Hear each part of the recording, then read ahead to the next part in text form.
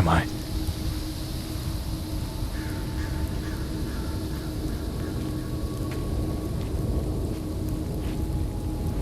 I know it's following me.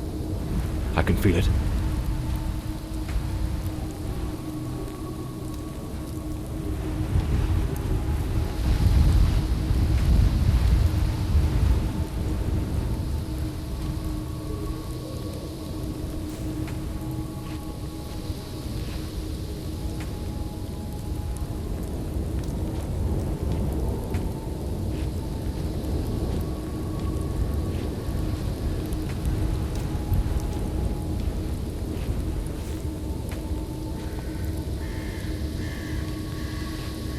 I shouldn't have taken such a risk.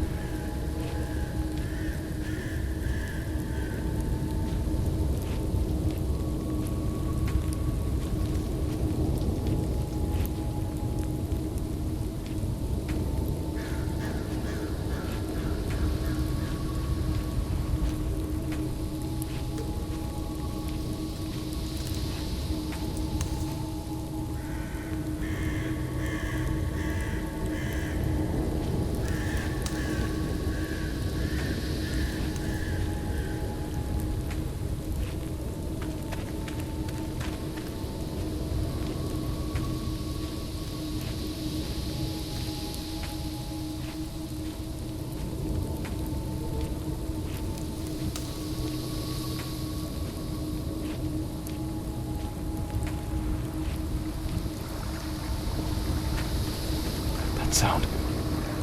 It's coming from the river.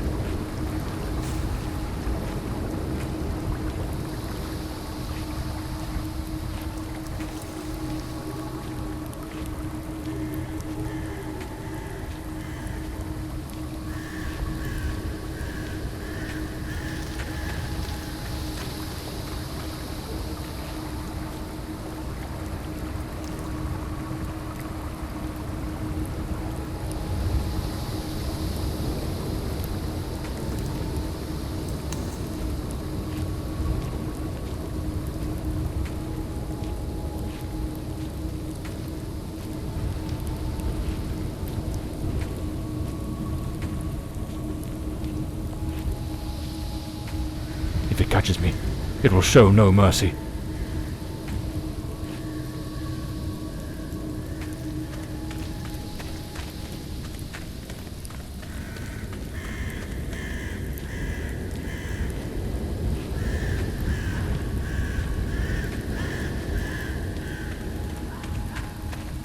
I know it's hidden somewhere in this forest.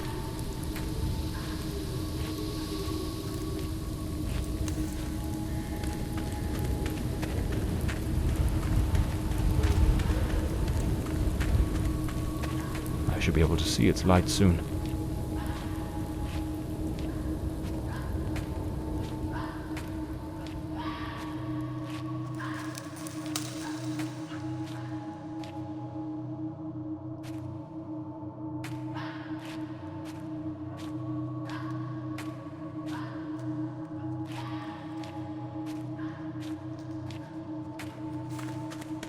At last, I can gather my strength and plan how to face that monstrous thing.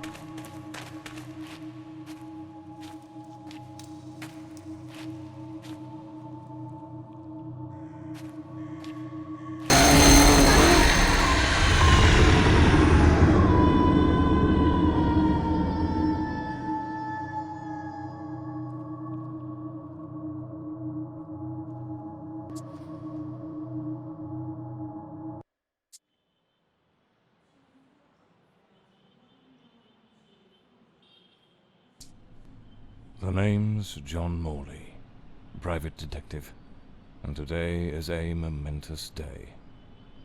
After enduring the most exquisite tortures at the hands of those blasted nurses, and being pumped full of enough medicine to fell an ox, today I'm finally free.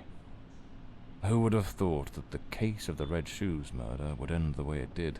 A stormy night, soaked to the skin, wrestling that brainless killer on a rooftop. Then a slip and a 5-story plunge.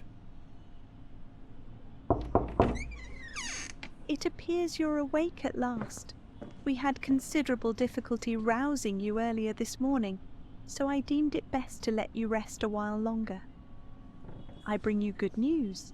The latest test results are favourable, and the doctor has authorised your discharge. You are now officially ready to go. I have placed your belongings on the table. Oh, and a lady stopped by this morning with some clothes from the dry cleaner.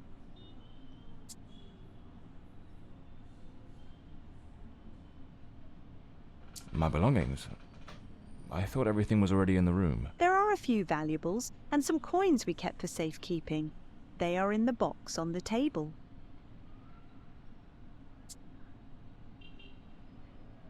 A woman brought my clothes from the dry cleaner. Was it Penny? I couldn't say. She arrived quite early, before my shift began. I've placed the garments in the wardrobe to keep them from getting wrinkled. I've been having nightmares. The doctor has prescribed some medication that should help address any residual effects. This should assist in alleviating your nightmares. So I'm better now? Yes, you are much improved. Both your physical and psychological assessments have been satisfactory, and there are no impediments to your returning to your normal life. Now, if you'll excuse me, I have other patients to attend to. I wish you all the best.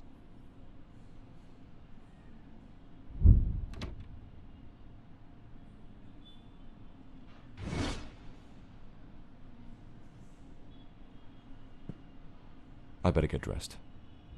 The hospital gown that ties in the back doesn't exactly scream professional. Trench coat and fedora hat. Every detective's must have. Blimey, it's nearly noon. I must have lost track of time in those blasted nightmares.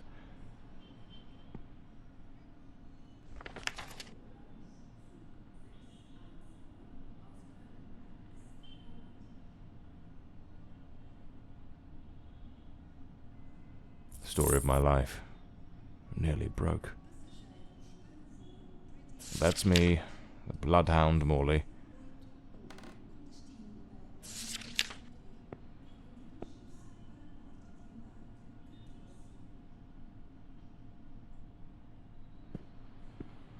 Blimey, what a fool I took onto that rain-soaked pavement. And to top it off, with that downpour, I ruined my best suit. But, well, that's all water under the bridge now, quite literally.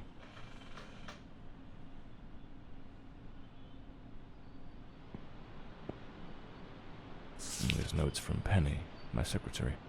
She must have left it here a few days ago while I was still under observation. Damn it, Penny. I don't blame her, though. I'm a right mess. I've managed to lose the only two things that kept me grounded. Her sound advice, always spot on, and the faint hope that she might dump Peter and give me a chance. Rainy and overcast. Typical London weather.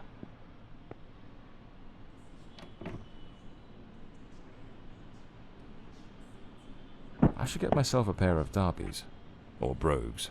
They're much more comfortable. Besides, if I slipped, it was because of those damned hard soles. I usually use the Windsor knot.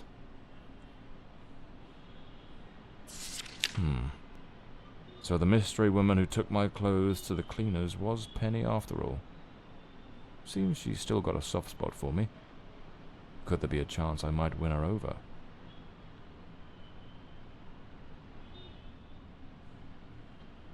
These do a fine job of hiding any belly.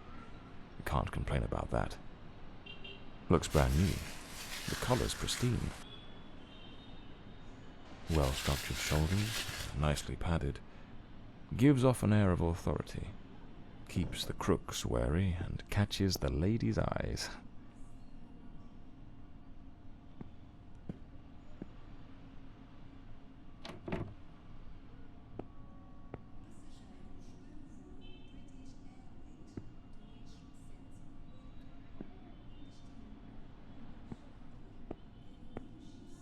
I'd better hurry up. Just like Penny says in her note, I might have a new client this afternoon. And with the way things are going, I can't afford to let that slip away.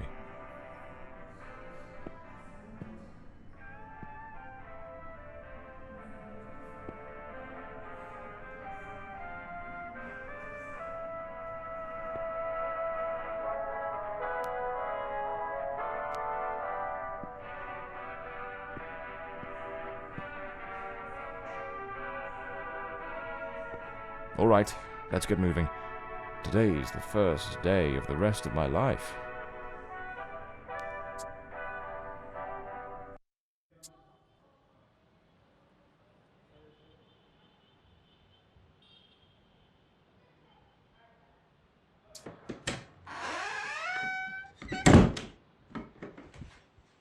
Back again. Feels like stepping into a forgotten paradise.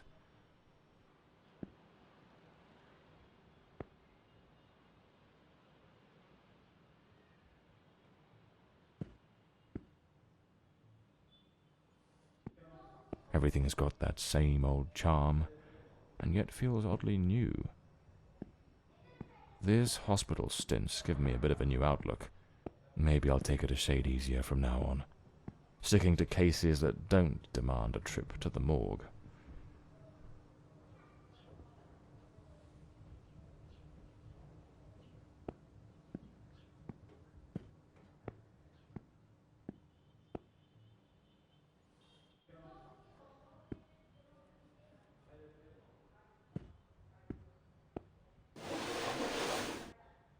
Here they are, Penny's keys, just like it says in her note.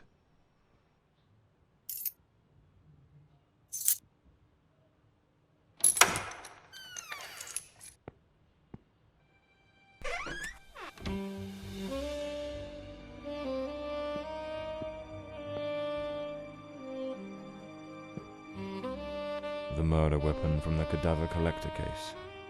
Nasty business, that one. Penny's desk. I ought to give her a ring and try to sweet-talk her into coming back. If this new client brings in some decent dough, maybe I could settle what I owe her and use a little charm to win her over. So this is Peter. That smug grin's got "Punch Me" written all over it.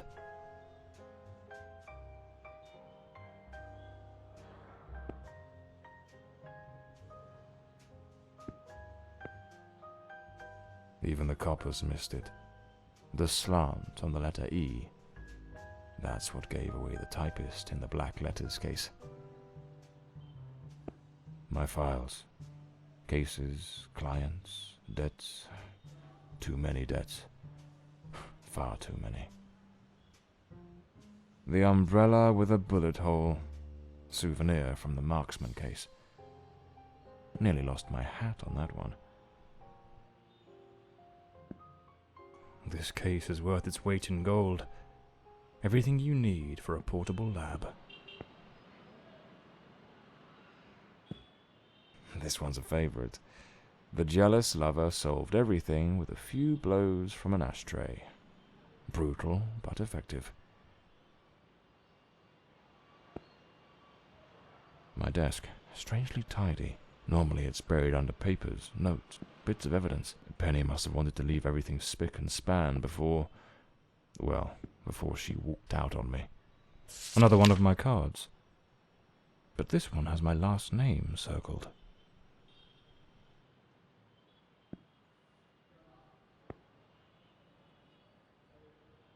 The case of the Red Shoes murder. One of the most complicated I've faced. Finally. Case closed.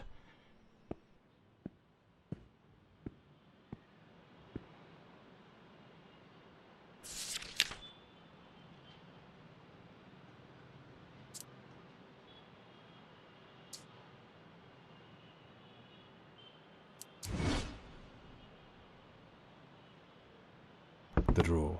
It's locked. But there doesn't seem to be a keyhole. Amazing how this little gadget can reveal the devil in the details.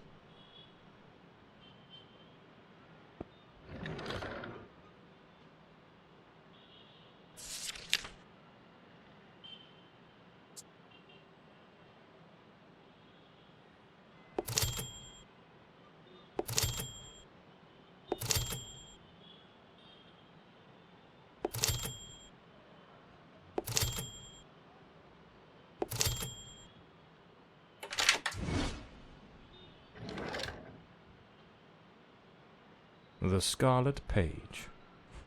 I trust Penny didn't go snooping through my things while I was away. Oh, my apologies, madam. I didn't hear you come in. I was a bit distracted. Good afternoon, Mr. Morley. I trust your assistant informed you of my visit as promised. My apologies. I was rather engrossed and didn't notice your arrival. To whom do I owe the honour of this meeting? Lady Margaret Fordside, the 4th Countess of Bloomsbury. Lady Margaret, could you tell me what brings you here today? How can I assist you? I shall endeavour to be as candid as possible. 20 years ago, when my daughter was just 18, she was brutally murdered. It happened at our family estate, Bloomsbury Manor. Someone slipped into the house unnoticed, and upon reaching her room, delivered 5 fatal stab wounds to her chest, lungs, and heart. The police, eager to close the case, hastily blamed and condemned 2 violent thieves who clearly had nothing to do with her death. The investigation was closed, and justice was never served. I am prepared to offer you £30,000 if you take on this case, and a further £30,000 if you can solve it and bring the true killer to light. Tell me, Mr. Morley, will you accept this case? I understand your distress, Lady Fordside. But before I commit to anything, might I trouble you with a few questions? By all means, Mr. Morley. Ask whatever you must.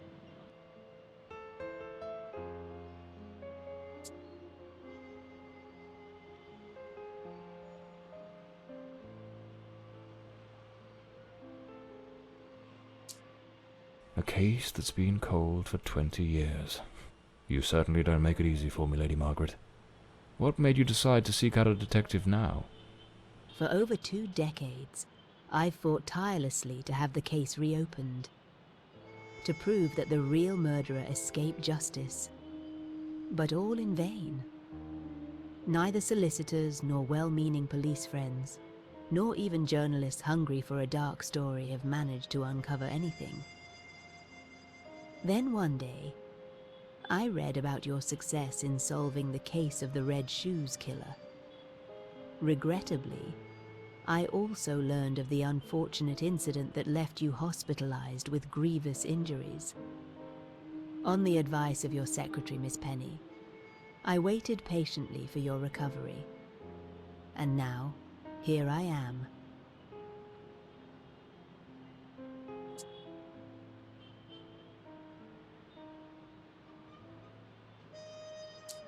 Tell me about Bloomsbury Manor. Do you still reside there? After Elodie's death, I abandoned the estate. I couldn't bear to remain there, to live within those walls.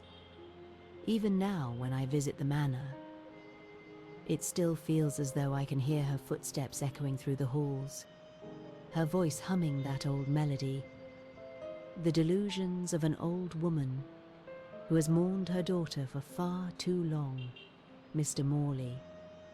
No mother should ever have to bury her child. Should you accept the case, Bloomsbury Manor would likely be the best place to begin the investigation. I shall not impede your work, as I now reside at Bedford Square, in the heart of the city.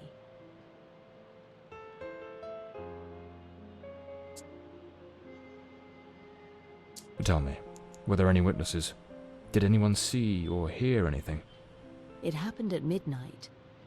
The house was practically empty at the time, with only a few servants and a guest who was sleeping in the west wing. I was the only one who might have heard something, as my room was next to hers. Unfortunately, I had taken a sleeping draught and fell into a deep slumber. It is a decision I shall regret for the rest of my days.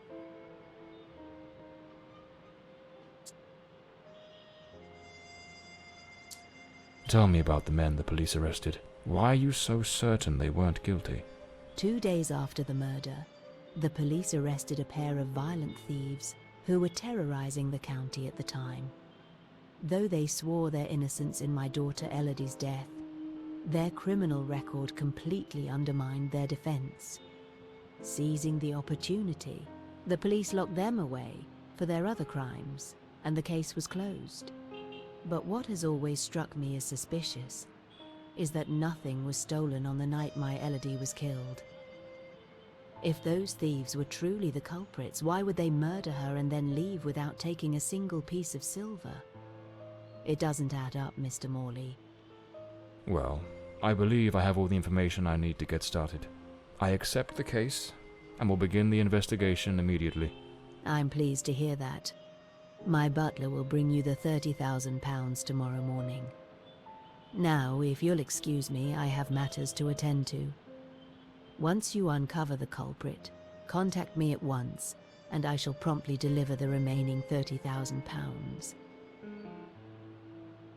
Please, Mr. Morley, unravel this harrowing mystery that has tormented me for so long.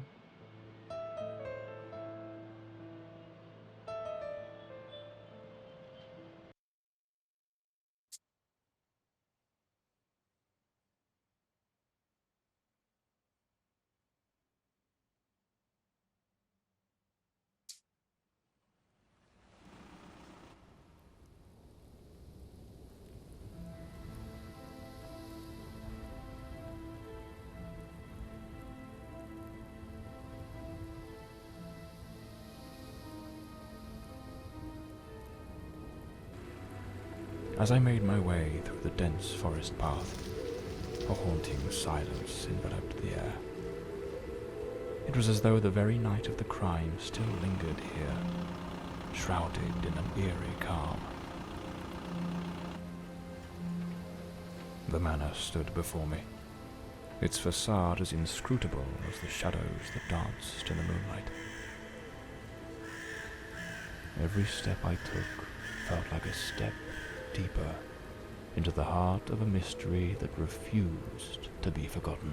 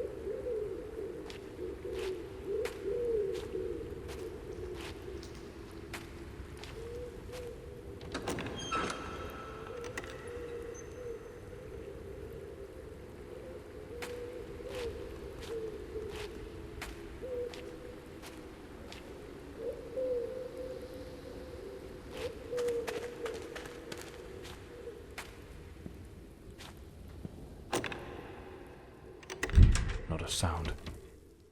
The stillness feels heavy, like it's hiding something.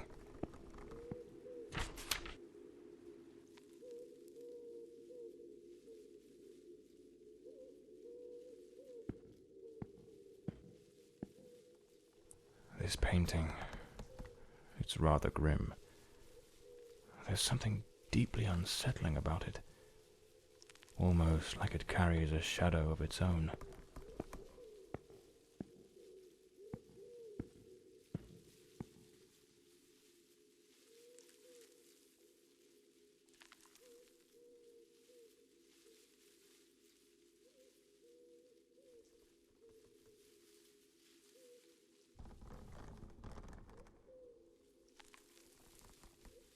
It seems Elodie had a passion for art, but her style wasn't exactly well received. Disturbing from the looks of it. The door's chained up with a padlock. Looks like I'll need to find the key.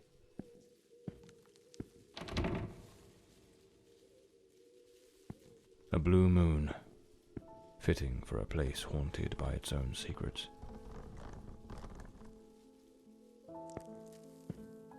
Looks like the Countess left this for me. could be useful for getting around the place.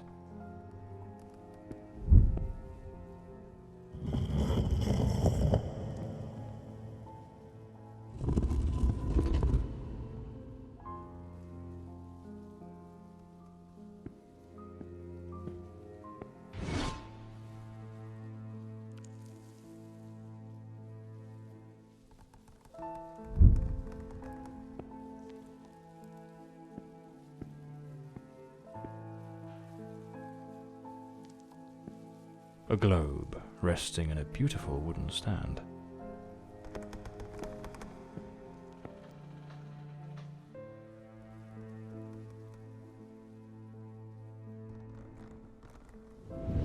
So, the housekeeper left a note for the Countess, asking her to meet here on the day of the murder. I wonder what truly happened during that encounter. Very well. Let's piece the events together, step by step.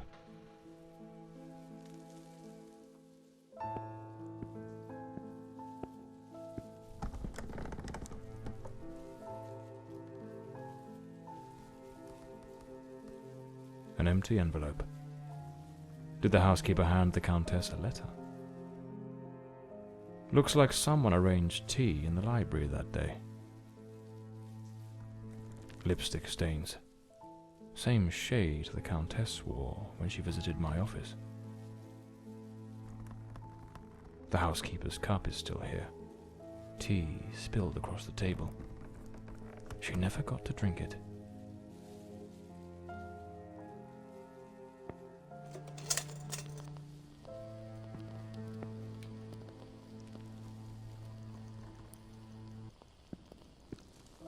Two chairs. One of them knocked over. It seems they met here. But something went wrong during the conversation. I am very angry. After all these years of service, this is how you repay me? Walking away like this? I'm sorry, madam, but the situation has become unbearable. My bags are already packed.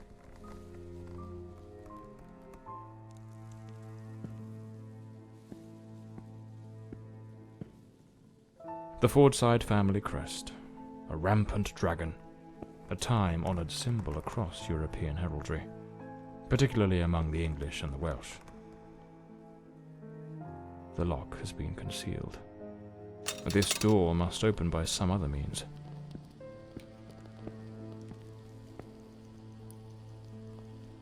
Another painting by Elodie. There's something deeply disturbing about her work.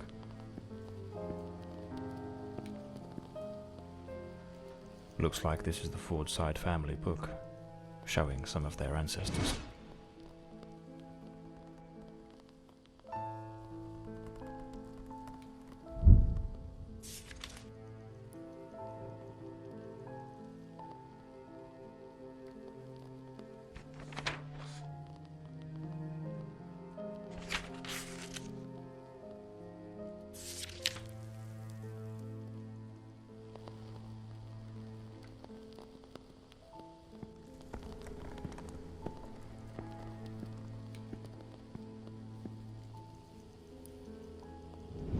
The Countess threw the housekeeper out in a fit of rage. In her haste, the housekeeper forgot one of her bags. What was it that unsettled the housekeeper enough to abandon her post so suddenly?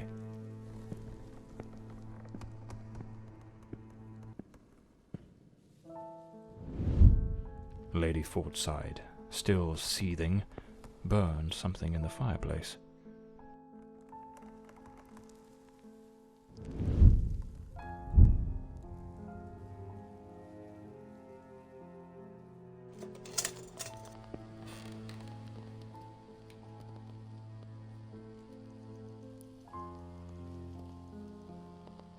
The housekeeper resigned.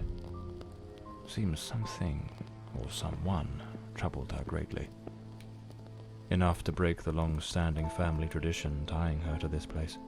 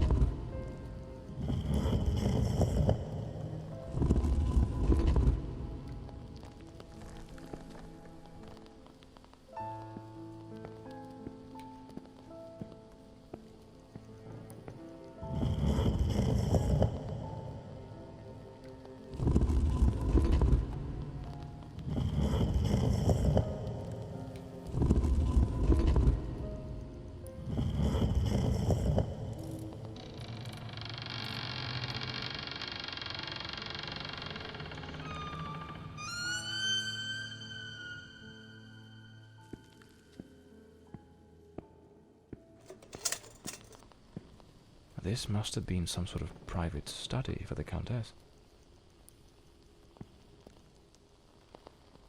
Lady Margaret and a young woman. I suppose it's Elodie. They look happy. It was undoubtedly a better time.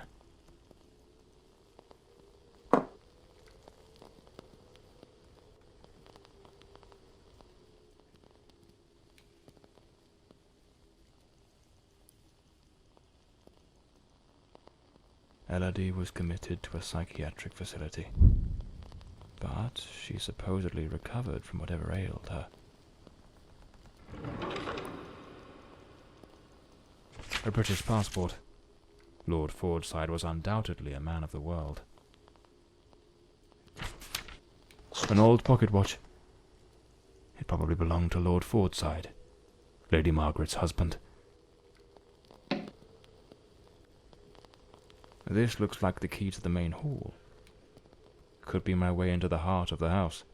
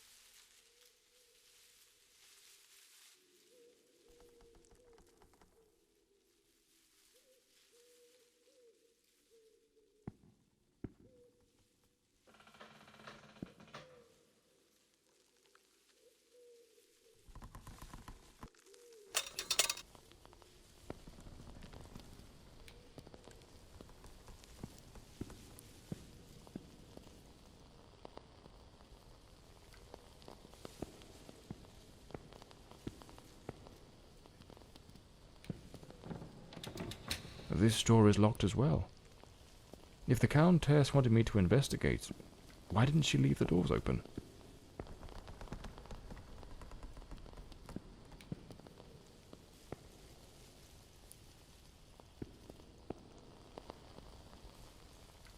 Here lies Elodie. Rest eternally, beloved daughter, beneath the tree that once watched you grow. So this is where Elodie is buried.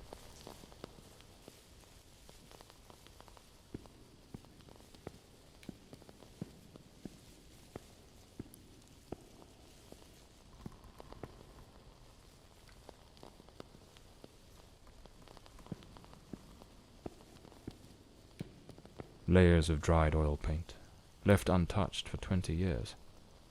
It's as if time stopped the moment Elodie laid down her brush. Feels like the room's holding its breath, waiting for something to stir.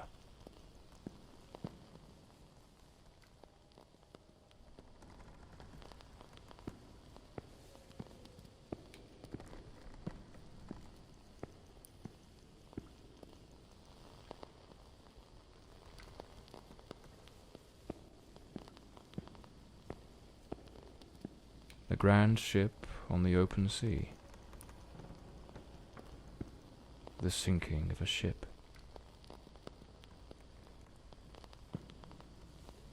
Looks like the last painting Elodie was working on was of a ship at sea. The whole gallery is filled with maritime references. She seemed quite obsessed with it. A man with his back turned, watching a ship go down. This door appears to lead out to the back garden. Locked with a padlock. I'll need to find the key.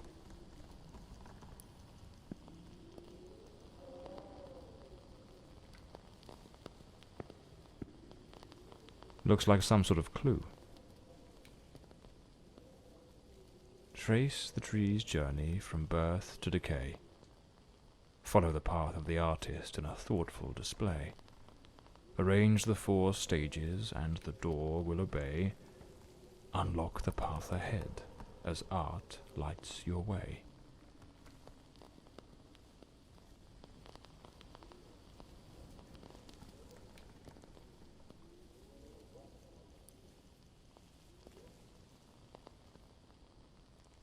Lady Margaret took special care to secure the house, restricting access to certain areas.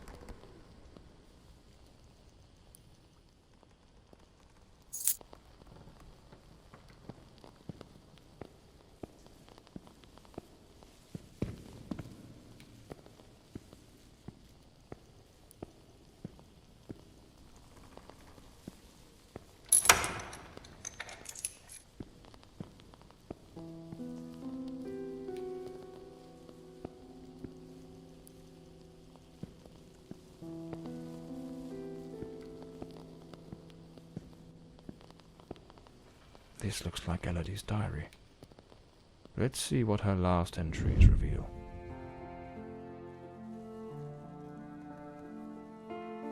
I'm absolutely over the moon. Walter has written to say he is coming. I met him at the Western Sanatorium, and we have grown so very close.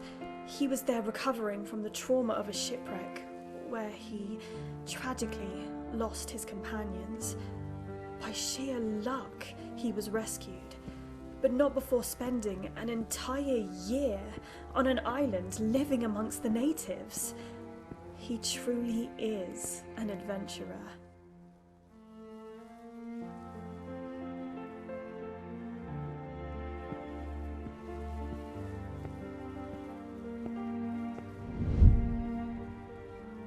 I'm so happy. Walter has finally arrived. I must admit, I am utterly captivated by him. I invited him to visit, and he gave me his word he wouldn't fail to come as soon as he was able to leave. And now he's finally here. I can scarcely contain my joy. It feels as though all the darkness has faded away.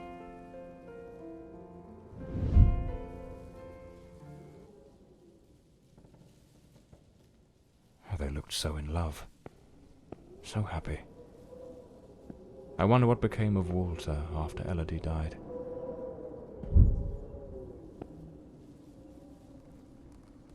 Damn it, it's not here. It's simply not here. This must be the Countess's handwriting. What was she searching for? Looks like a commercial seaman's yearbook, listing ships and their crews. It's open to the pages under S.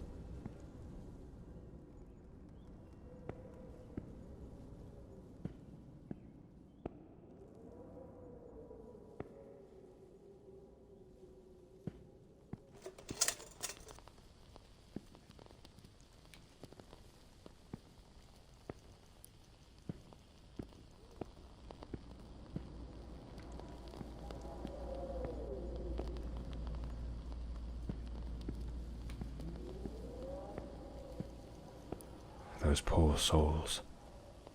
Tragedy seems to have cast a long shadow over this family.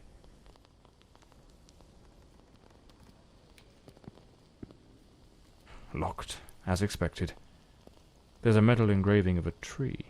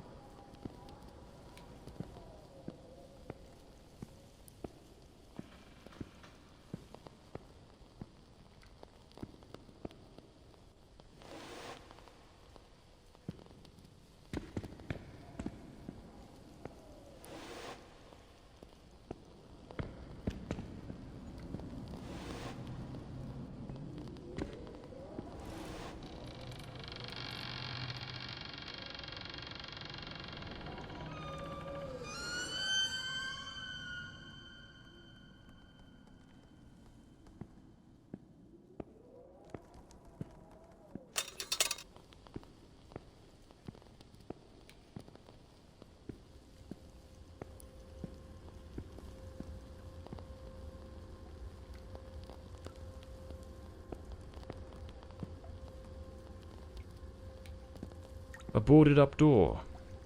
The access to the servants' quarters appears to be blocked for some reason. Something definitely happened here. Was it a struggle?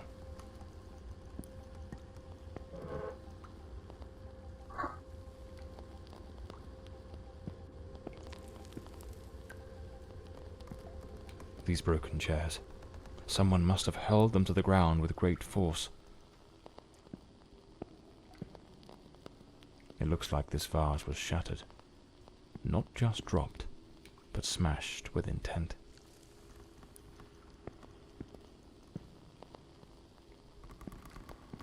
A silver knife is missing, and it's nowhere to be found. Likely taken by the same person who caused all this destruction.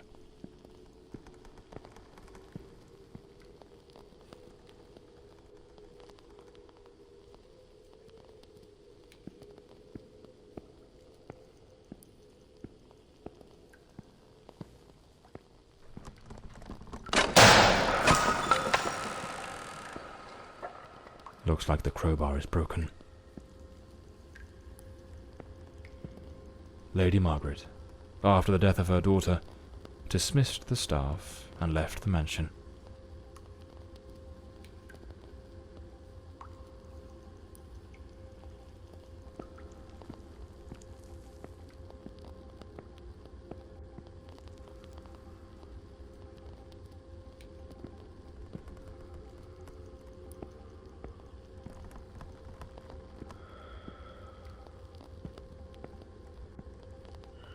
A pair of blood-stained scissors stuck in the sink basin.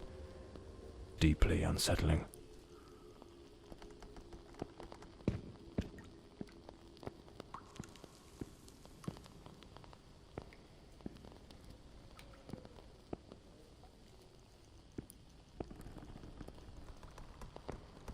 No doubt, this is the cook's room.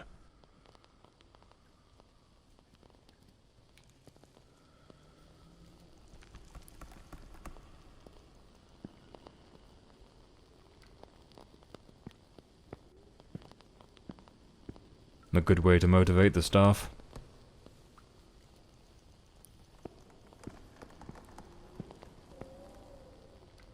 A doll pierced with an awl. A warning? The young maid was an avid fan of actor Valentin Rudolph. What a collection of posters from his films.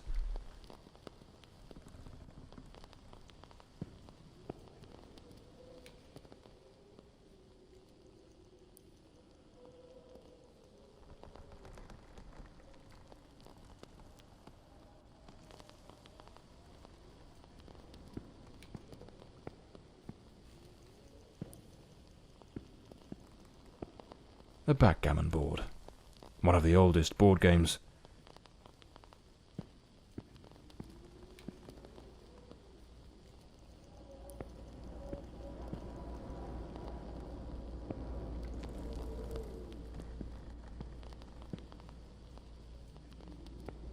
Miss Marver apparently knew her way around the tarot. What a dreadful spread, and what a chilling omen it revealed. Evil approaches. It will bring death, and lay ruin to the house and all who dwell within.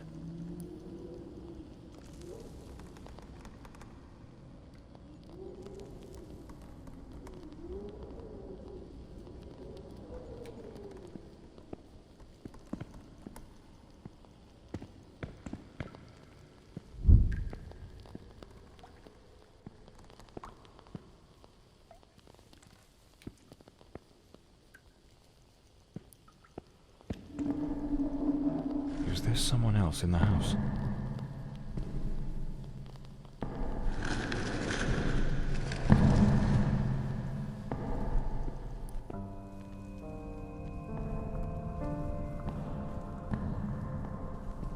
Who the devil is that man?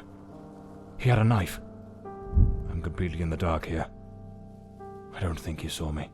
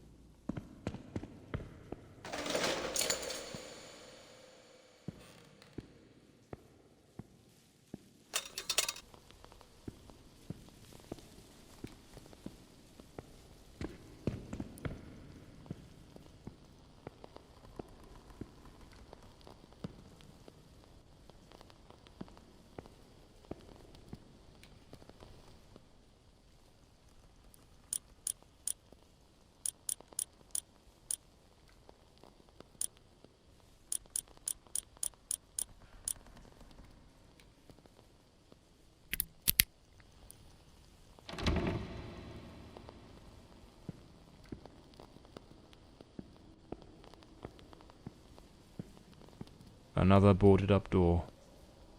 The question is, was it sealed before the murder? And why?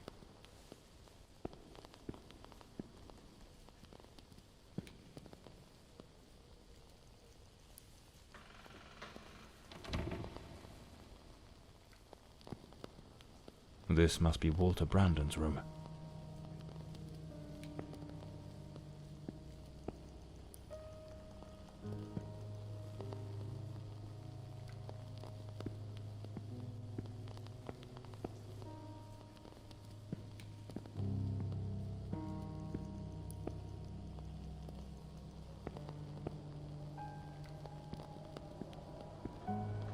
An empty bottle. It smells of good rum. A compass and a sextant, tools of a sailor. The diary of Walter Brandon. Perhaps it holds some clues about who he was, and what his involvement in this case might be.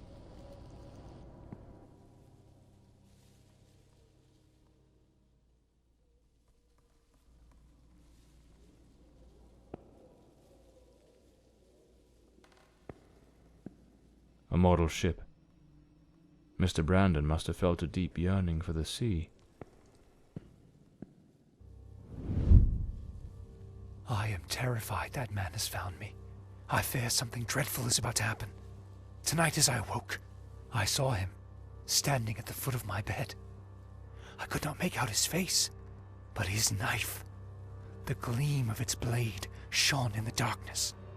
I sprang up suddenly, determined to confront this stranger. Grabbing the heavy candlestick from the nightstand, I hurled it with all my strength. He vanished into the dark.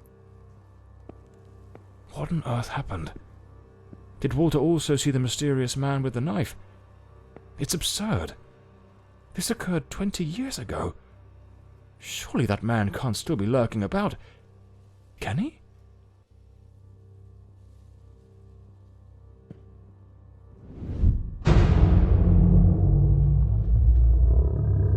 Coming here was a grave mistake. He has followed me, watching and lurking in dark corners, waiting to surprise me. I dare not tell Elodie. She would think the one thing I dread most for her to believe. I see him again from the window, watching me. His long hair and beard obscure his face, and he still holds that knife. He means to kill me.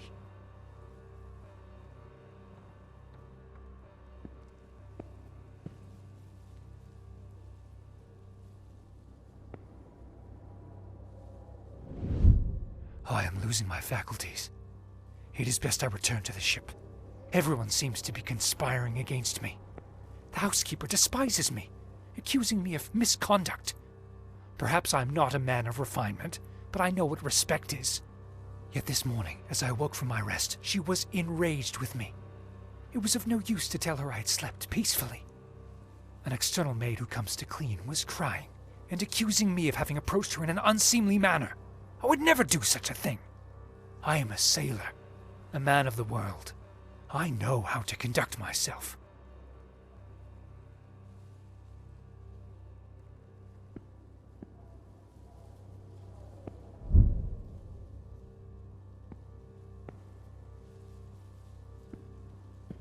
The last entry in the diary, dated the very night of the murder. My beloved Elodie, why can you not believe this poor sailor who only wishes to love you? I have left everything behind. My ship, the sea, all my world, just to be by your side as you asked me to. Damn it. I can hear the man with the knife coming up the stairs from the hall. I need to hide. Walter was terrified. What in the devil was happening here? It seems this trunk was all Walter owned. I should take a look at it.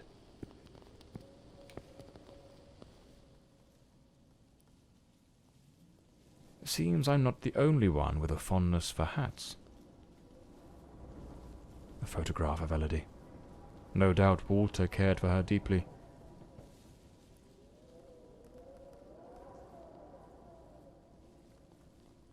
looks like the key to the back garden. I better head back to the staircase gallery. Pretty sure I saw a door to the outside there.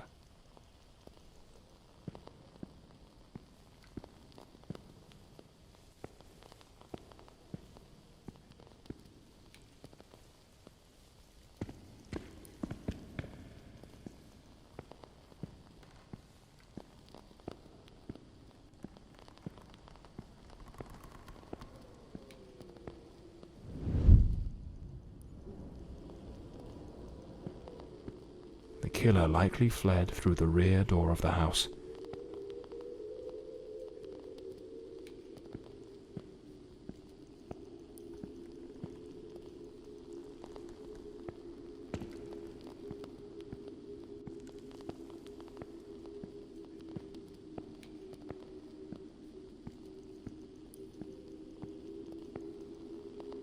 At that old fountain in the garden, now little more than a basin of stagnant water, one can still make out the faint impressions of bloodied hands. It seems almost certain the killer stopped here, in a hurried attempt to wash away some of the blood spattered across his body.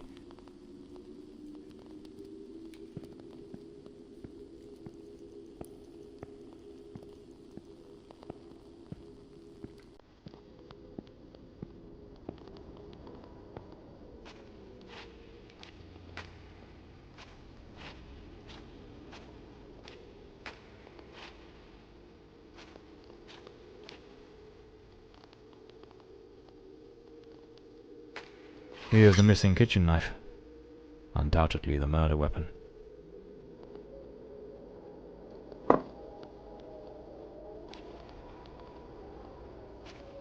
This ought to do the trick for that boarded up room upstairs, just by Walter Brandon's room. A filthy coat, soaked in some kind of blackened, hardened liquid, aged over time. Despite his injuries, the killer rid himself of anything that might incriminate him before fleeing the scene. The boots, the coat, even the knife. It's a chilling thought, but those very items remind me of the figure seen lurking near the manor, the same figure Walter Brandon spoke of with such dread, and perhaps the very one who was said to have harassed the maids. That mysterious presence was, in all likelihood, the murderer of Elodie Fordside.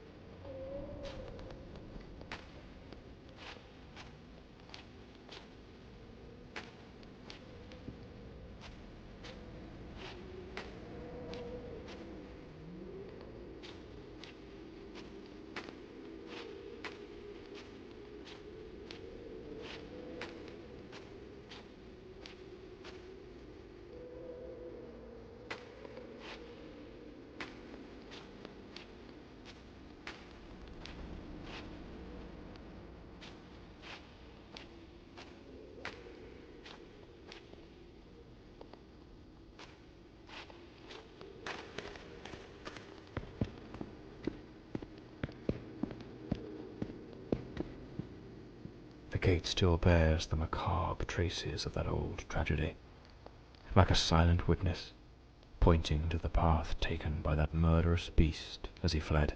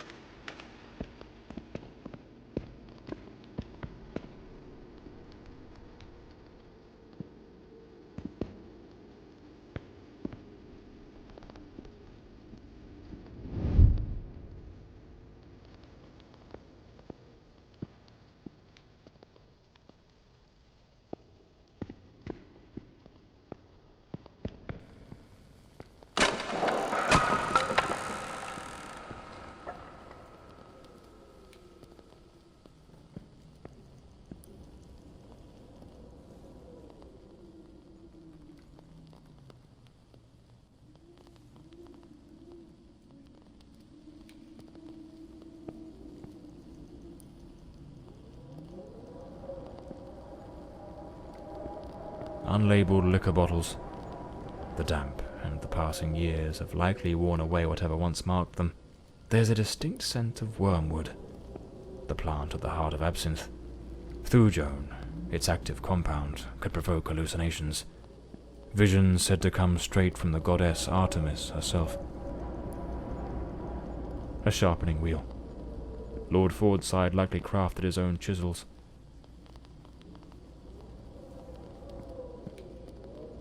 Lord Fordside was a gifted artist, no doubt, but his work betrayed a dark and tormented soul.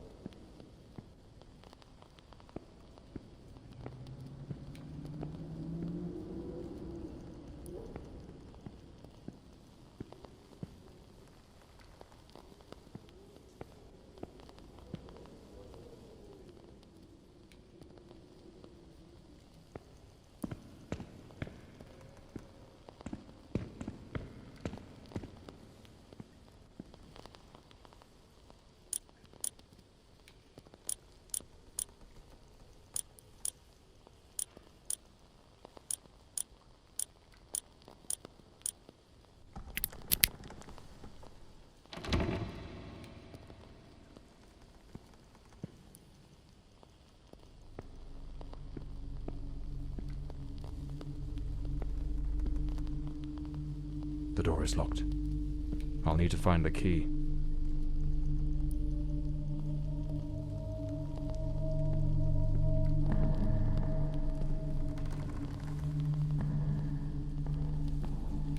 Him again.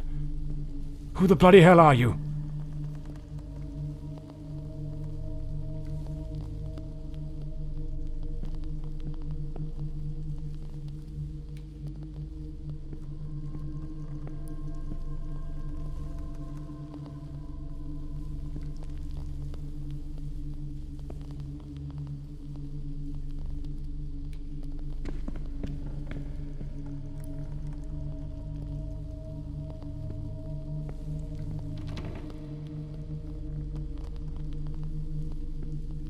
This room looks like it belongs to a woman. Lady Margaret, perhaps?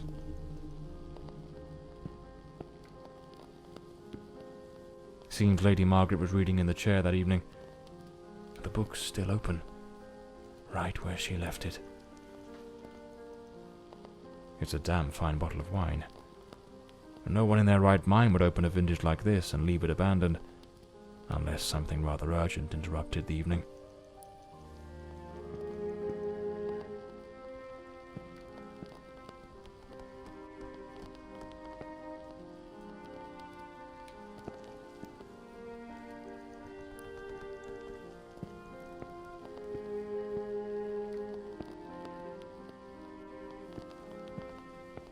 The bed is made.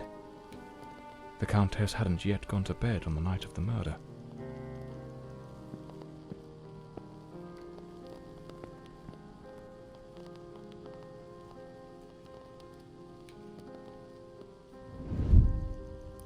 This is a nightmare. I am deeply concerned for Elodie. The housekeeper has long been warning me about Walter. I have made some inquiries, and nothing is as it seems. Elodie remains blissfully happy with him in the house. I am at my wit's end. Since her return from the sanatorium, she has been positively radiant, a true beacon of light. They go out together and seem to have a splendid time. He appears very close to her. This is in stark contrast to the picture painted by the housekeeper, which is a complete contradiction.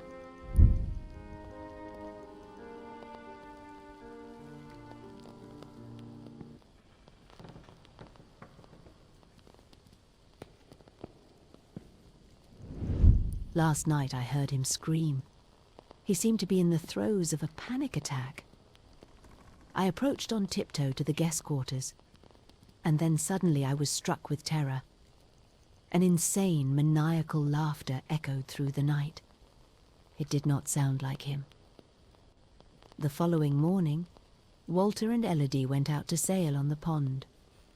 Everything appeared normal, and he was the most charming he has ever been.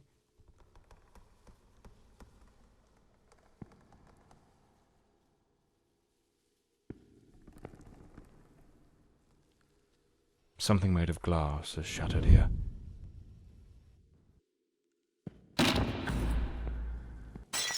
Oh my God, what is that noise? It's coming from Elodie's room.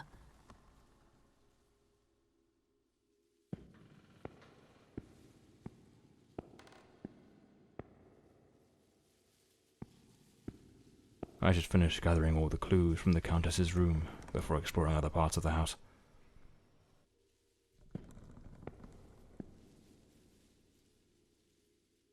The fireplace tools, all knocked over on the floor, and unless my eyes deceive me, the poker appears to be missing.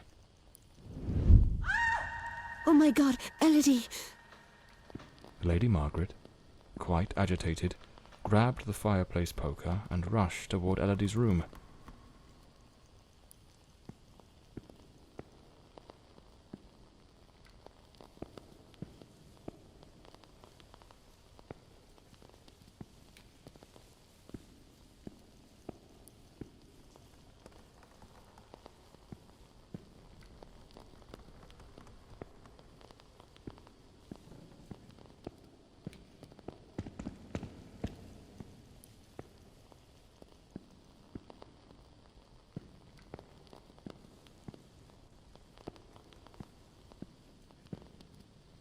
A key.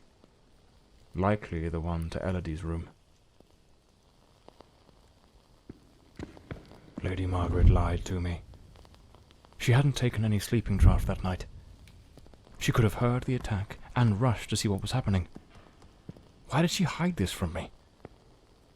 The more I investigate, the more convoluted it all seems. I should head to Elodie's room to search for answers.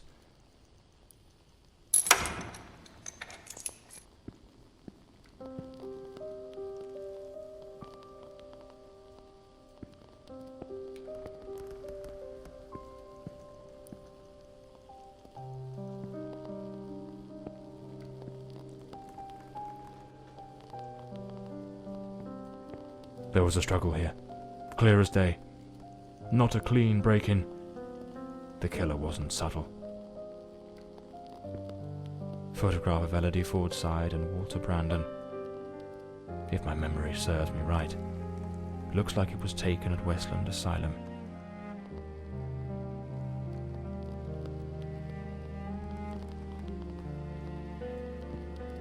A rag doll, tossed on the floor.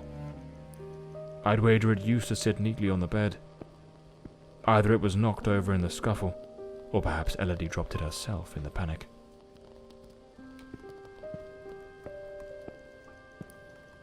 A pool of dried blood. There's no doubt now. This was the scene of the crime. Judging by the sheer brutality of the crime, we can almost certainly conclude the killer was a man of considerable build. The blood-stained coat, found alongside the greenhouse knife, suggests that the mysterious figure seen loitering nearby may, in fact, be the very same individual who committed the murder. They say the killer always returns to the scene of the crime. But 20 years have passed. Why now? Let's attempt to reconstruct the events, just as they might have unfolded that night, and try to understand precisely what happened. A teacup on the bedside table. Elodie must have lain down that night, perhaps already drifting to sleep.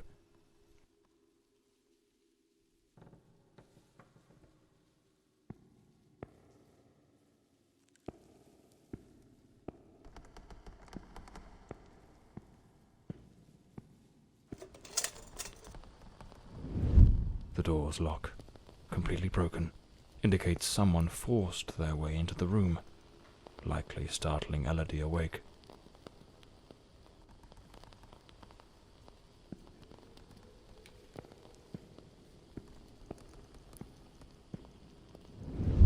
Elodie tried to flee, but the killer cornered her near the vanity. She lost her balance and fell, breaking the dresser and chair.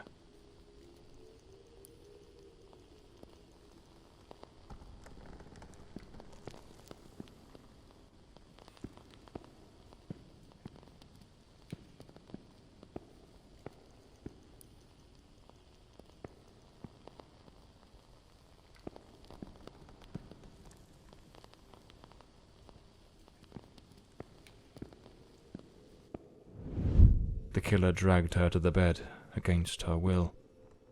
In the struggle, one of the vases fell from the mantelpiece. On the bed, the killer stabbed her mercilessly, again and again, staining the sheets with blood.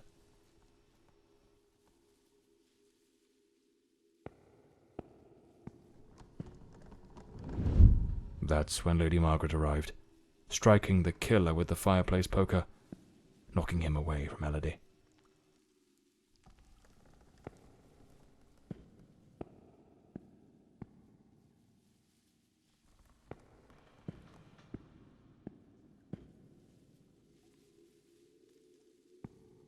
Wounded, the killer fled the scene, but it was already too late.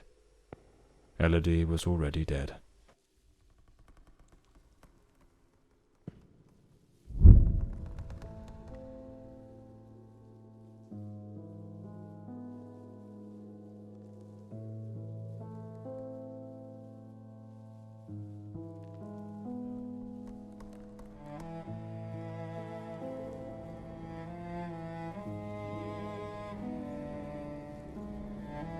The old Bloomsbury mansion. It choked my thoughts. It had that kind of sadness that seeps into your bones like old damp, and that sudden abandonment, so clear before my eyes, looked like a sinister time capsule.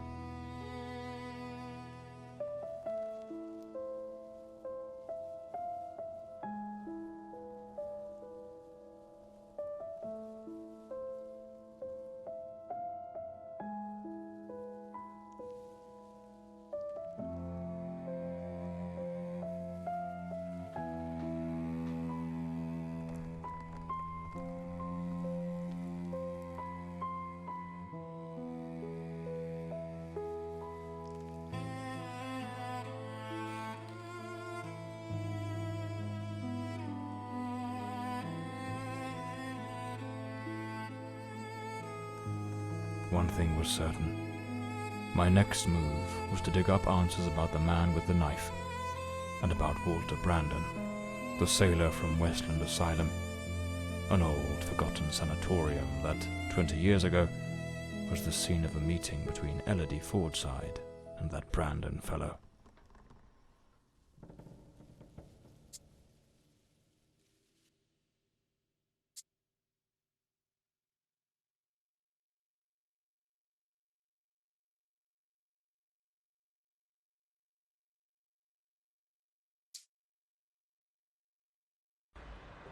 It was an ungodly hour when my battered car crept along the winding, shadowed road leading to Westland Asylum.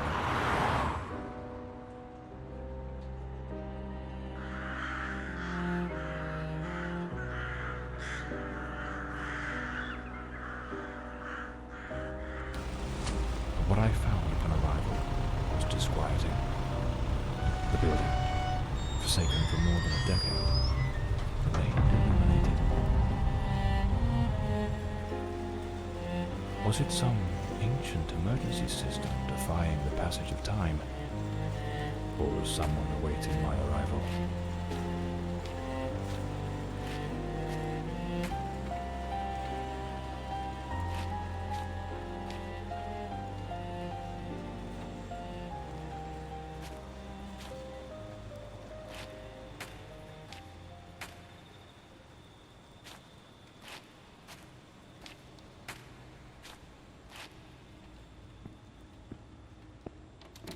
The front door, sealed shut.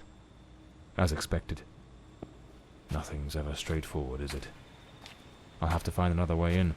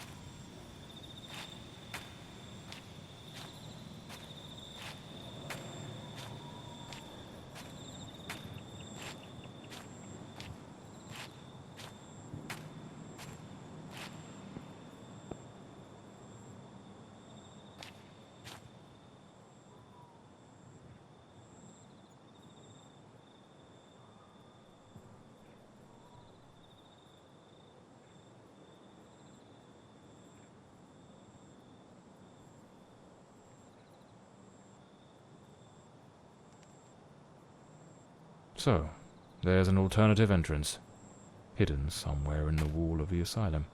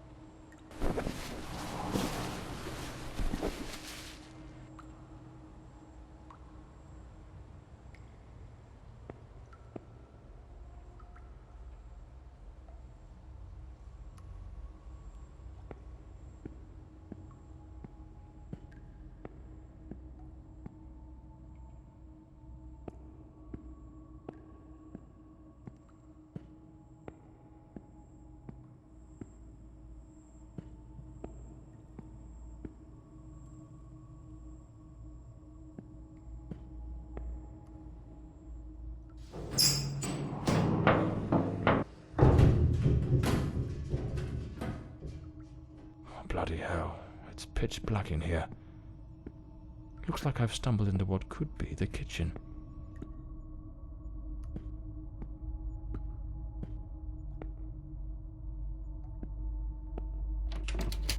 Impossible. Locked as well.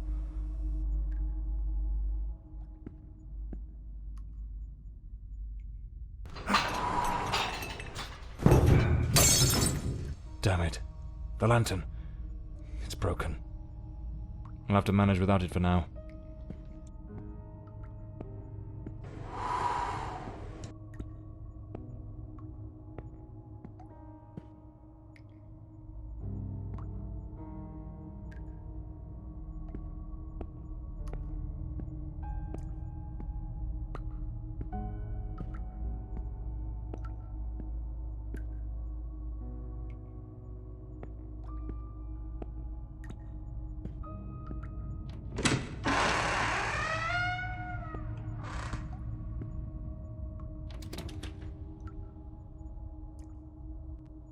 Some of the rooms are completely trashed. I didn't expect the asylum to be in such a state of decay.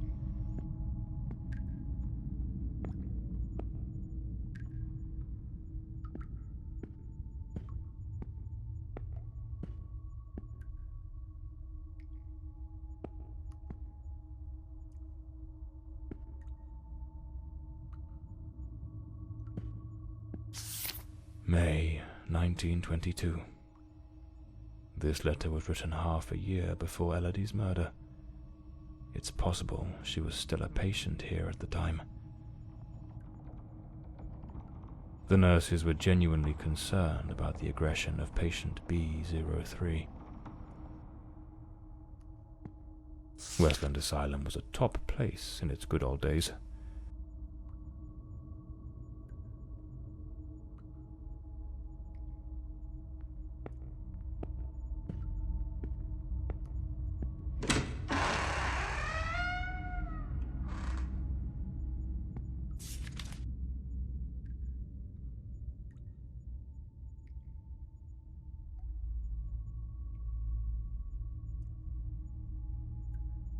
The asylum was shut down 10 years ago. Judging by the state it's in, they probably had no choice but to close it due to... The girl? How is the girl? You mean Miss Elodie Fortside? Don't worry, that bloke didn't lay a finger on her. But you took quite a knock. This is going to smart.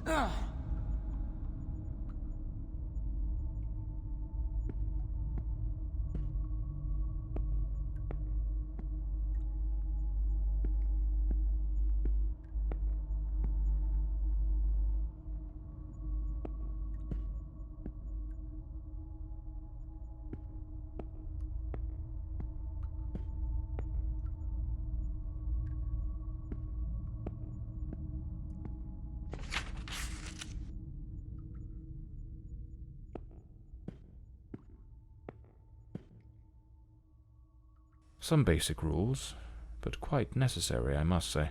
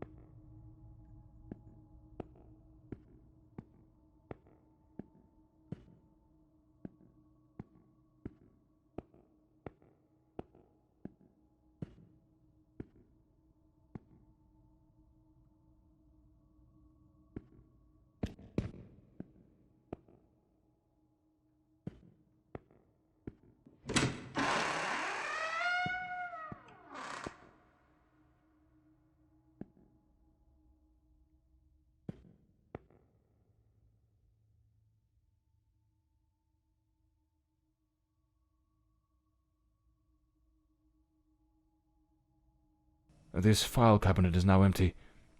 It probably held all the records of the inpatients.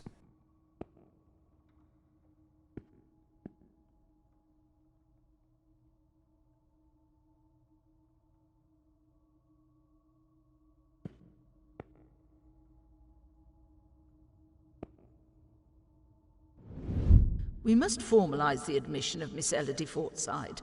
I have her file here. That girl? What do you think of her? I don't quite know. She seems a good girl. I do hope she recovers soon. I know what Dr. Mulder thinks of her. Oh, don't be wicked. You cannot tell me you haven't noticed. Have you seen the way he looks at her? Shh, hush now. Someone's coming. It seems the nurses were gossiping about a certain Dr. Mulder, who appeared to be especially taken with Elodie.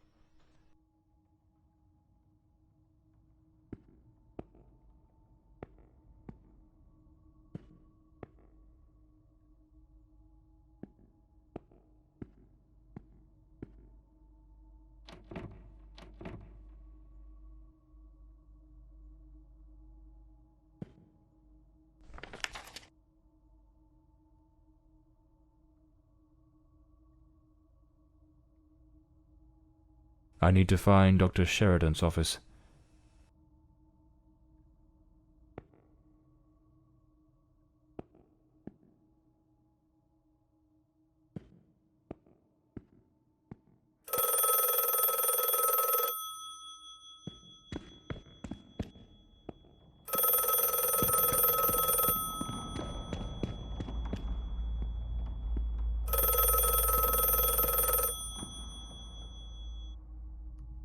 Hello?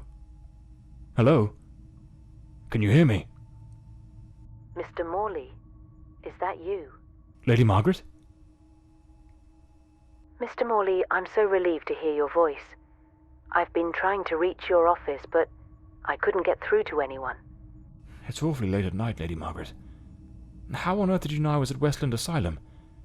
Well, I was already in bed, truth be told. But there was something on my mind. A vital detail I'd forgotten to mention. I called your office, searched for you at the mansion, and when I couldn't find you there, I assumed you might be investigating at the asylum. I see. Very resourceful of you. Now tell me, what is this detail of such importance? Oh yes, of course. I almost forgot. You see, the truth is, I'm afraid that you're not alone. What the devil does that mean? Hello? Lady Margaret?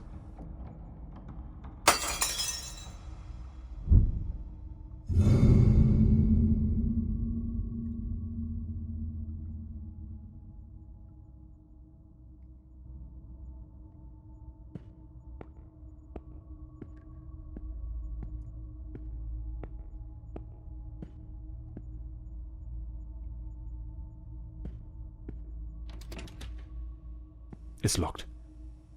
Without the key, I won't be able to access the upper floors.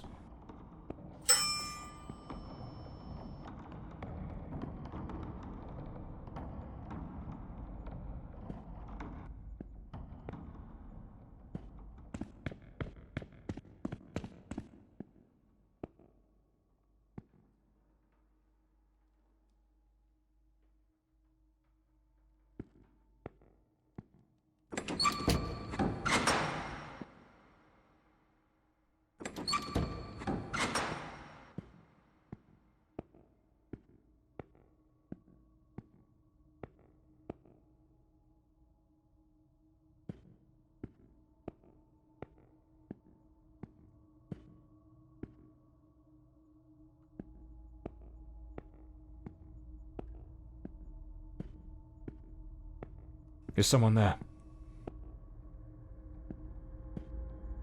Damn it. I've got a bad feeling about this.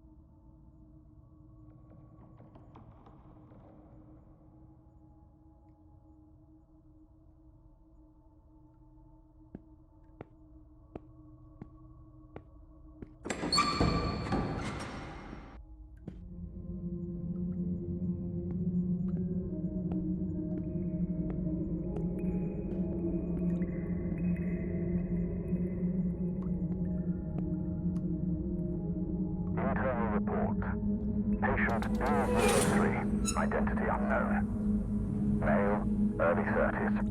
Admitted after being the cause of a series of violent incidents. The patient exhibits a disturbing,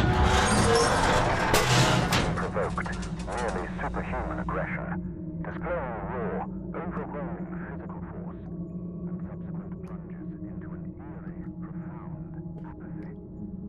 His faculties during these lulls, leaving him in a state of unnerving inertia. Due to the unpredictability of the violent outbursts, he remains compelled to switch.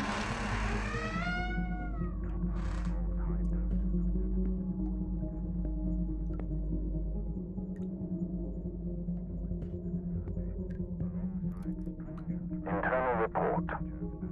Patient B02. Mr. Norbert Clark, 45, from Sanderson, is a persistent pyromaniac whose actions have repeatedly endangered both property and life.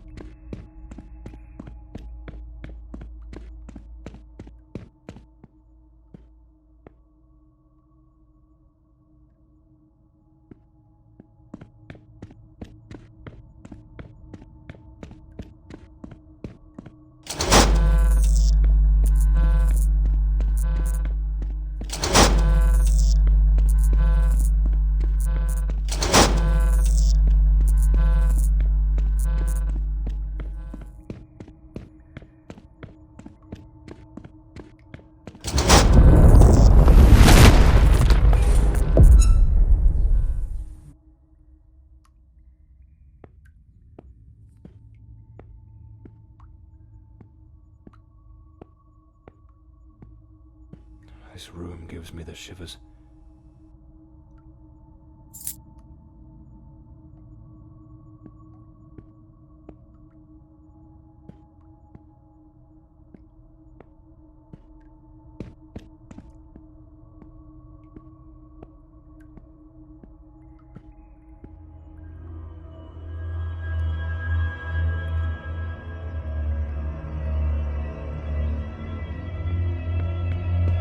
I need to hide.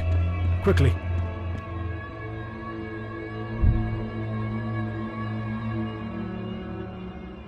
I can't hear it. Could it be gone?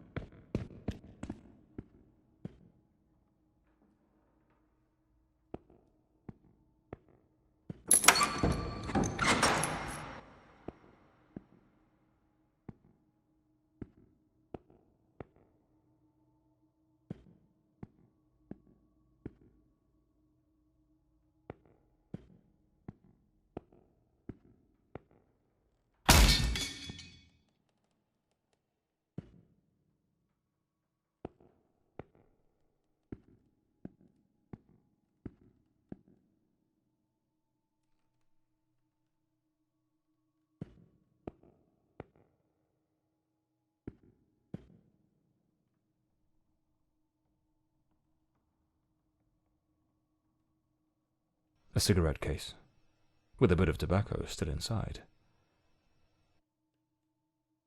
Clean water, an apple, a bit of bread. The food's still fresh.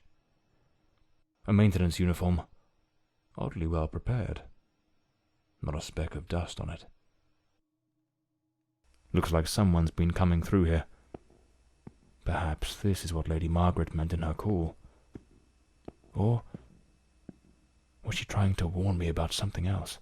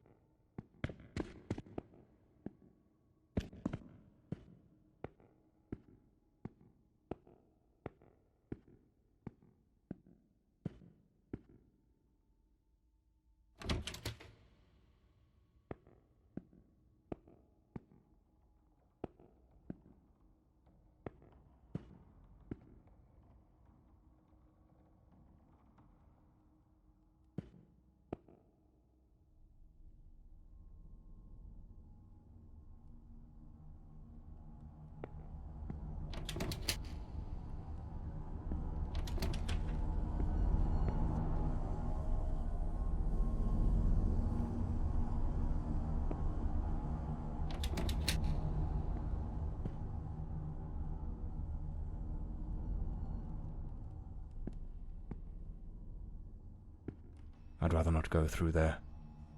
Looks ready to cave in at any moment.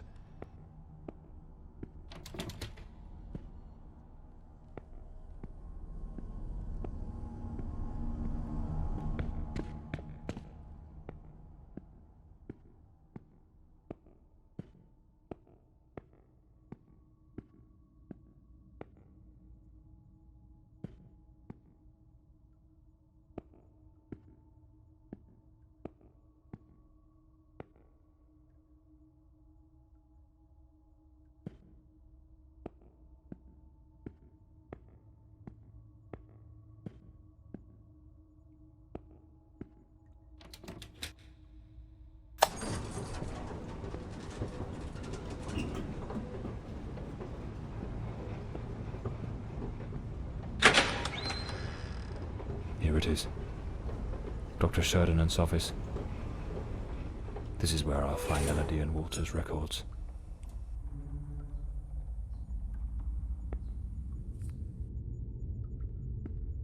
Wait.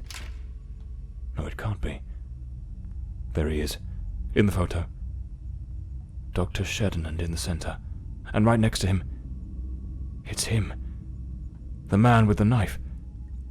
That wild mane, that unkempt beard, it's unmistakable. But what's he doing here? And he's holding a book. I need to get to the library. Elodie's record. Patient at the sanatorium.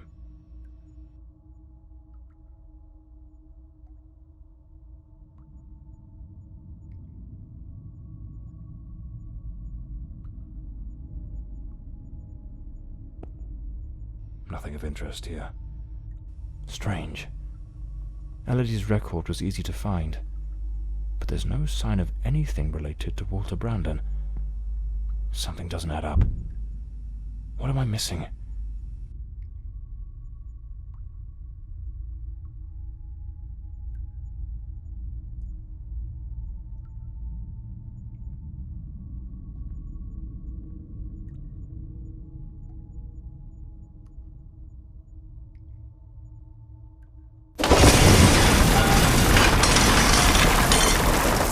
What was that noise? Sounds like something just came crashing down.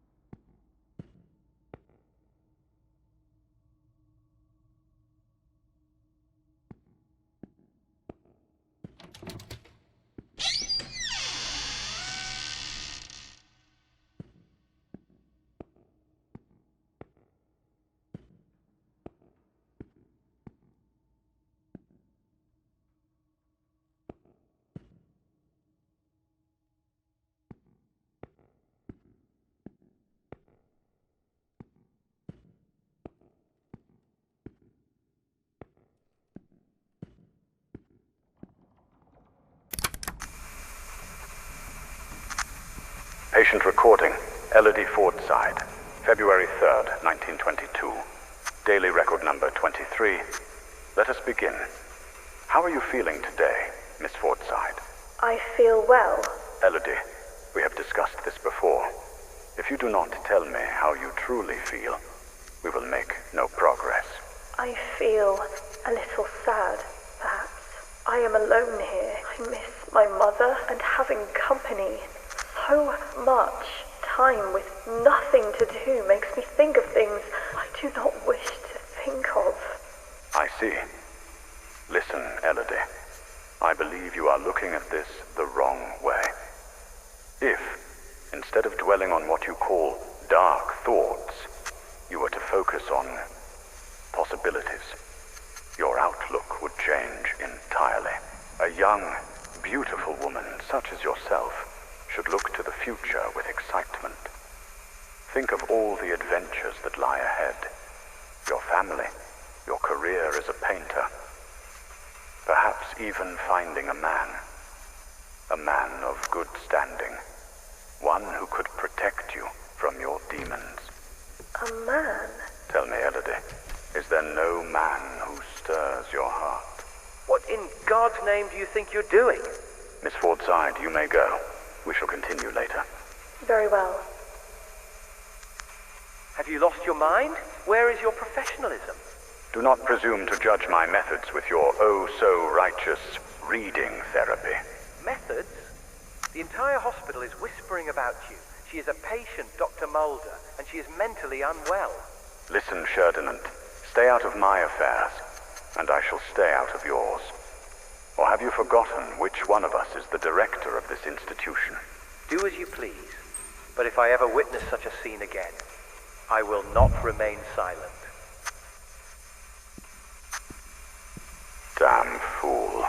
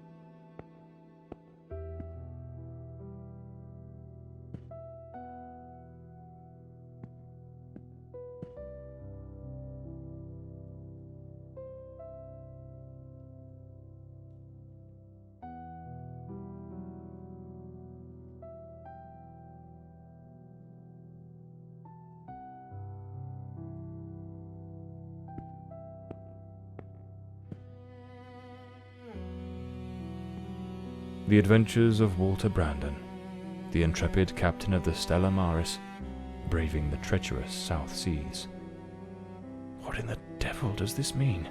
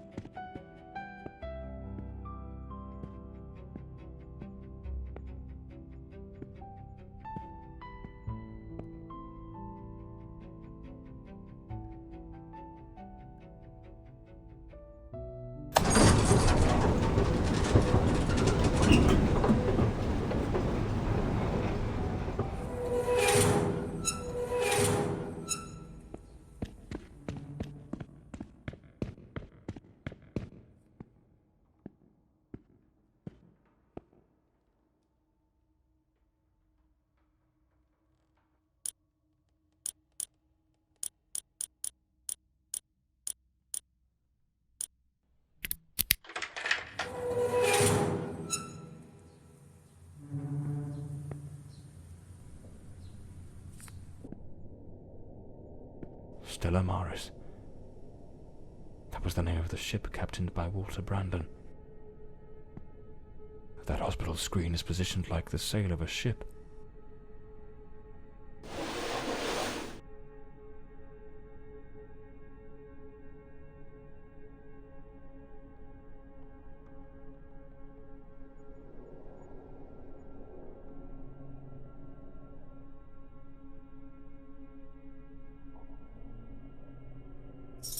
This must be the key to the attic.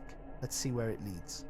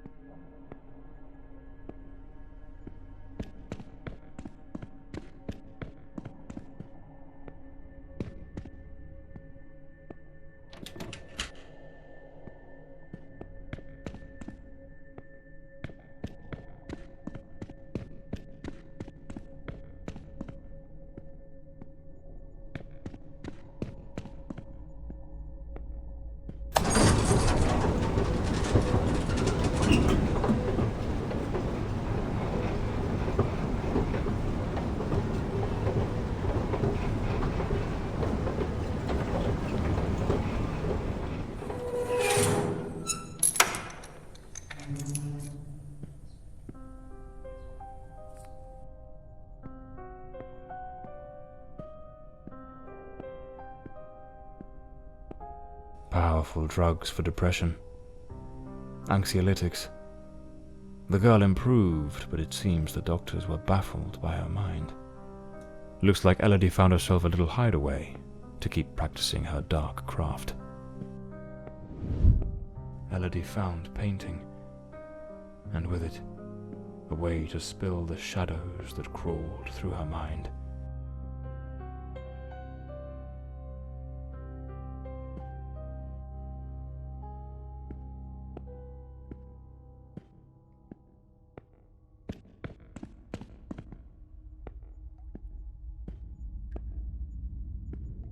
A pair of scissors and a comb.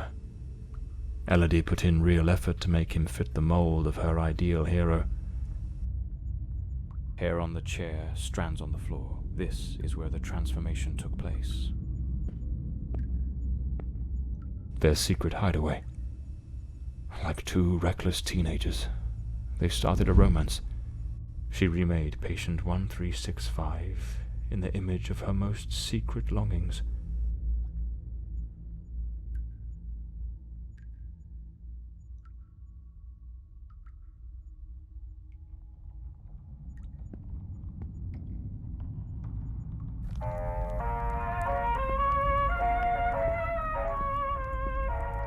An alarm clock.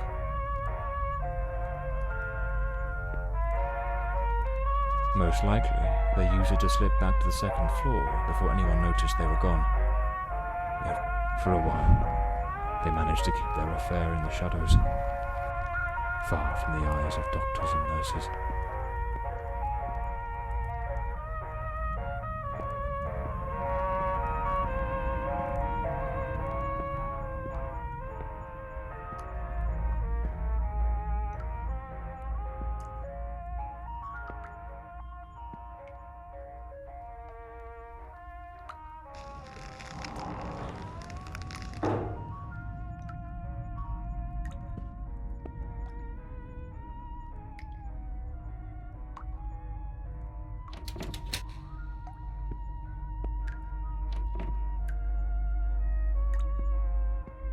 The room has been decorated to resemble some sort of island in the South Seas. Of course, I should have guessed. She pulled him into her world. Elodie created Walter Brandon.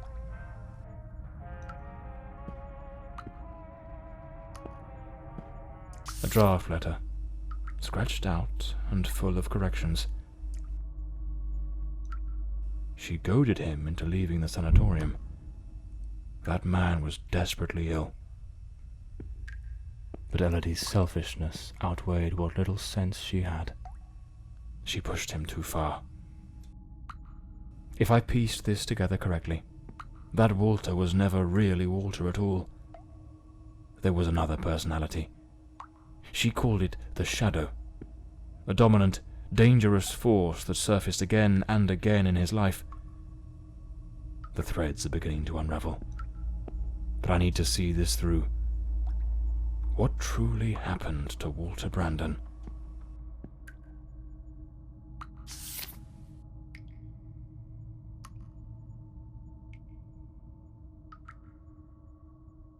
This letter. At the very least, it's highly inappropriate.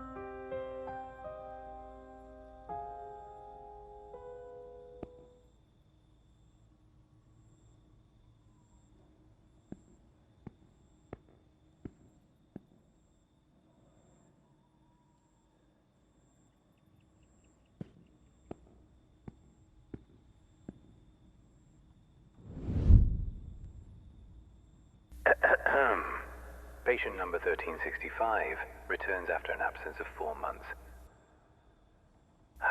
He's in a state of utter disorientation, perspiration pouring off him, and good heavens, there's a severe wound to the skull. His clothes and hands are covered in blood, and it doesn't appear to be his own. He cannot recall his name, nor anything that's happened during these past months. Seems to have found his way back here more by some strange instinct than by memory itself. The personality once known as Walter has vanished entirely, as has the entity we refer to as the Shadow, though given his nature, I cannot say with certainty it isn't still lurking beneath the surface. We have treated cases of dissociative identity before, but never one such as this. His appearance, his voice, even his build and weight change quite drastically. Now he looks frail, gaunt, empty, as though there's nothing inside, as though he were but an empty shell, waiting to be occupied. His condition calls for far stricter supervision. This institution is no longer equipped to care for him.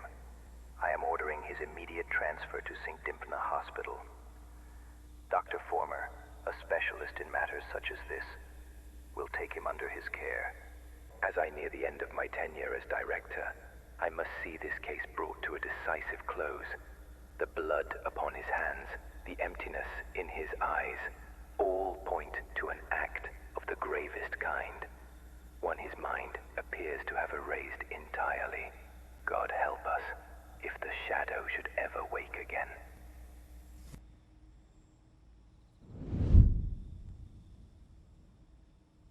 So it seems Walter came back to the sanatorium of his own accord, though he was utterly incapable of recalling what he'd done. They moved him to St. Dymphna's Hospital. Could he still be there after 20 years? What became of him? I'll have to follow this lead.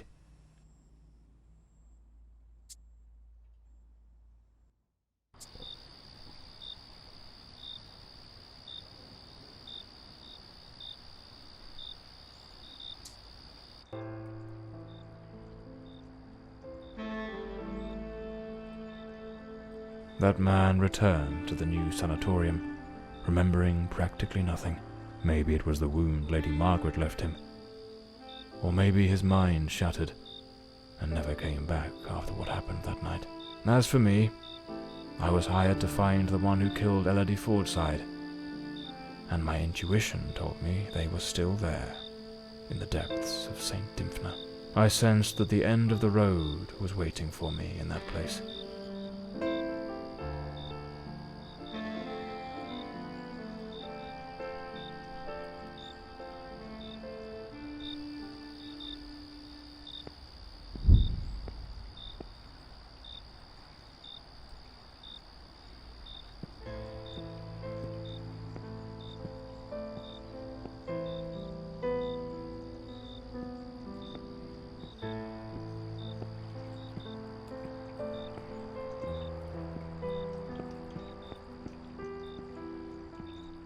Can't very well saunter in through the front door as if nothing's amiss. I'll need to find another way in.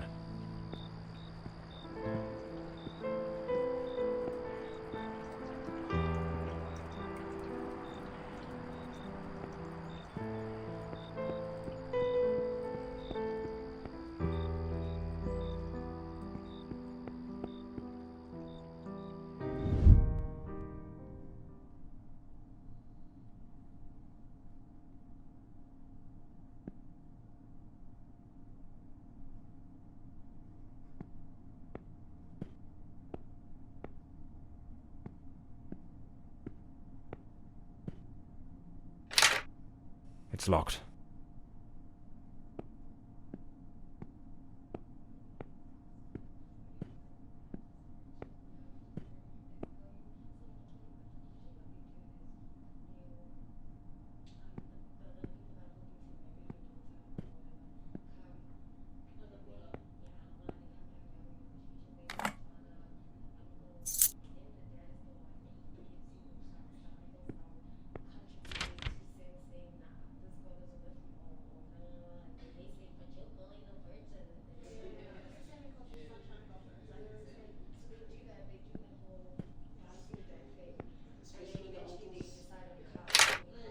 It's locked.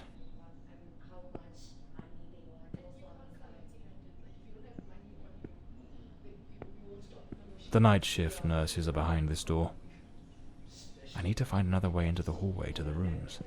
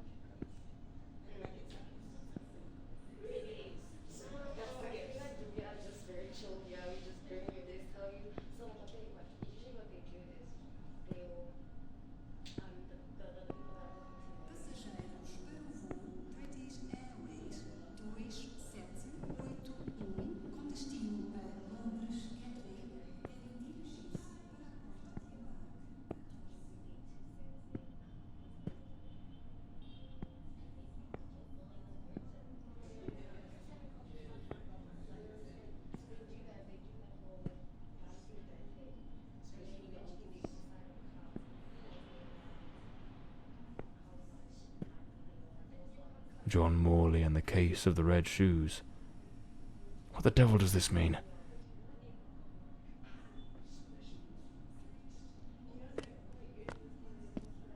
Lady Margaret.